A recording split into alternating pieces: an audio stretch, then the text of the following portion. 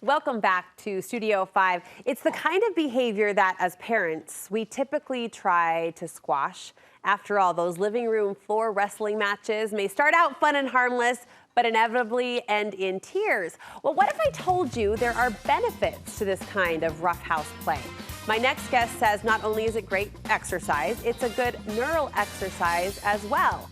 Katie Crosby is an occupational therapist who wants you to look at rough physical play a little bit differently. Hi, Katie, how are you? Hi there, I'm doing well today. You have just done a major bend on our ears, kind of looking at this roughhouse play through different eyes. Why do you want parents to change the way we view it? So this type of play really gets a bad rap. It tends to be seen as something that could make kids be more aggressive, if you will, or more violent.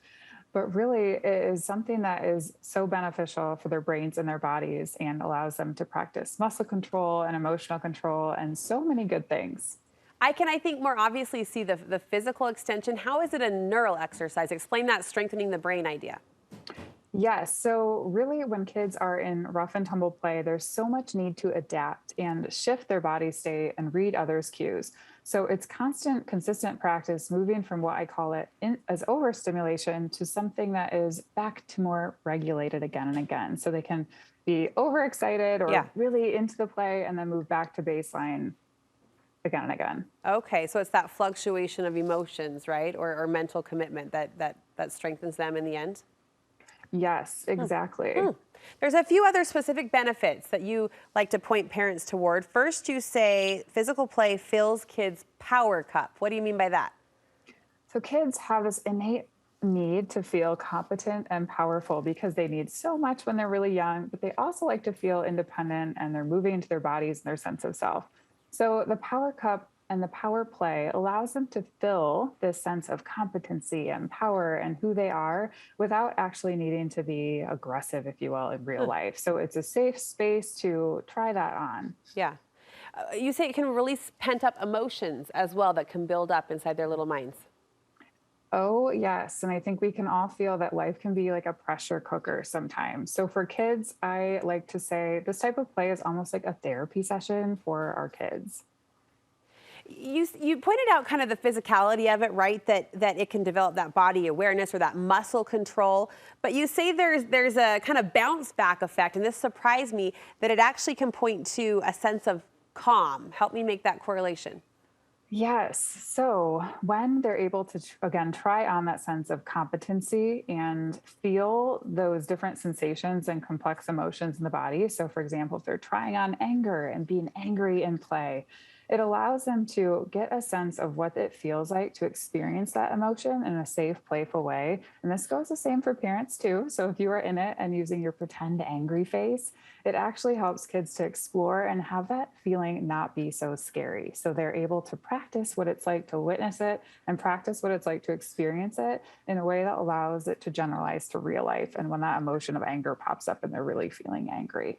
That's interesting to consider. You talk about those complex sensations or emotions that you say that physical play or that rough house can help them process. I'm intrigued by this idea of real-time feedback. As I look over your list of benefits, you say that we don't really get another opportunity to get real-time like physical feedback, like ouch, or that hurts, like it's coming at them in the moment, and that's hugely beneficial.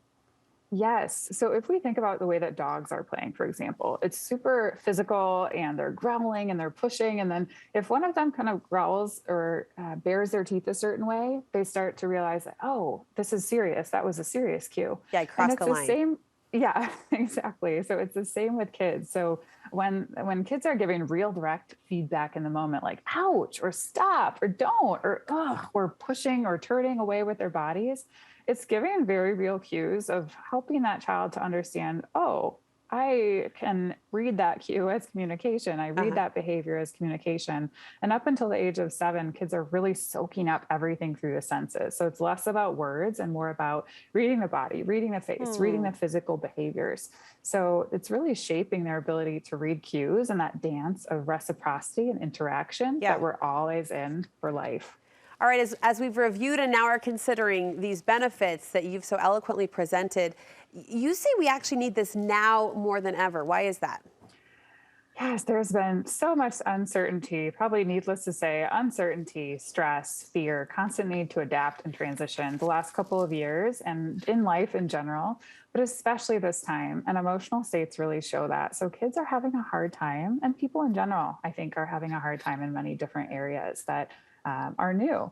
So many kids may feel insecure at the core, and with that insecurity tends to come increases in tough behavior. So might look like aggression or Uh-huh. control, or Uh-huh. kids having a rigid time adapting. So this is an opportunity for us to help them boost their what I call regulation cup, or build their regulation muscle in a way that helps to navigate all these other tough Okay. areas of life. Okay. Now, I wouldn't be doing my job if I didn't ask, kind of from the devil's advocate perspective. Every parent out there is saying, Katie, this sounds great, but I know that that happy roughhouse is only going to last for 2 minutes before it tips to like an injury or a hit or an ow, right? Or tears. Oh, So help us yes. set those boundaries and strike that balance. How can parents encourage roughhousing in a safe and somewhat controlled way?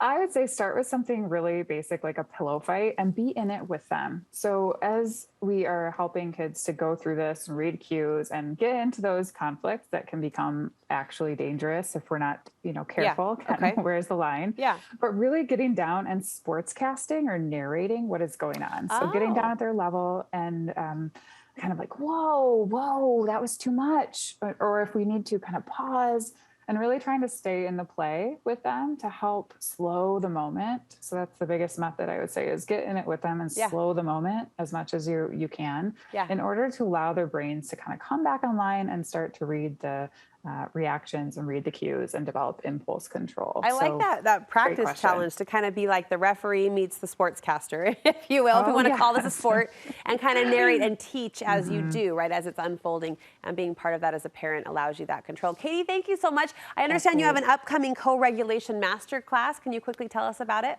Yes. So all of this is really about learning to understand the body and by responding. So by the ways that we're responding to kids, we're helping to develop their internal tools to regulate down the road. So it's a pathway to helping them navigate emotions for life.